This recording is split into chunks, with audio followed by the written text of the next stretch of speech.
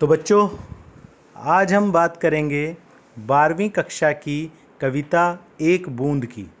बच्चों, एक बूंद जो कविता है, इसमें कवि ने बड़े ही सुंदर तरीके से समाज को ये बताने की कोशिश की है कि एक व्यक्ति भले ही कितना तरक्की कर ले, कितना आगे निकल जाए, भले ही दुनिया में वो सब कुछ पा ले, लेकिन बिना समाज के वो कुछ नहीं होता।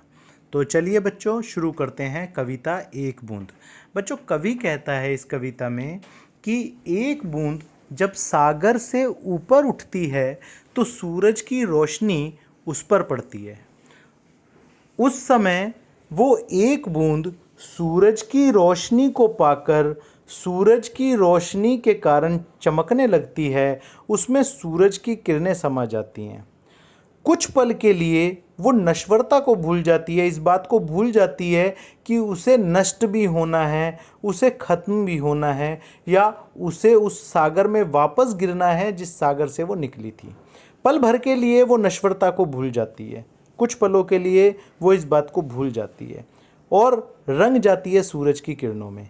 लेकिन कुछ पल के बाद वो वापस समुद्र में आकर मिल जाती है, सागर में आकर समा जाती है, क्योंकि उसका अस्तित्व वहीं है, उसे रहना वहीं है, उसकी पहचान वहीं है। बच्चों, इस कविता के माध्यम से इस कविता का महत्व इसलिए अधिक है कि लेखक हमें ये समझाना चाहता है कि समाज में जब एक व्यक्ति कुछ तरक्की करता है, दूसरों से आगे निकल जाता है, एक बड़ा मुकाम हासिल कर लेता है, तो कई बार वो लोगों को अनदेखा करता है, समाज में भलाई के कामों को करना बंद कर देता है, अपने ऊपर ही ध्यान केंद्रित कर लेता है, जो कि गलत बात है, क्योंकि अंततः उसे इस समाज में ही रहना है, इस समाज से ही सब कुछ पाना है। बच्चों, कविता का नाम था एक बूंद। मैंने कोशिश की इस कविता को सरल भाषा में समझाने की।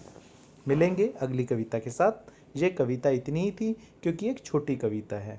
कविता का नाम था एक बूंद।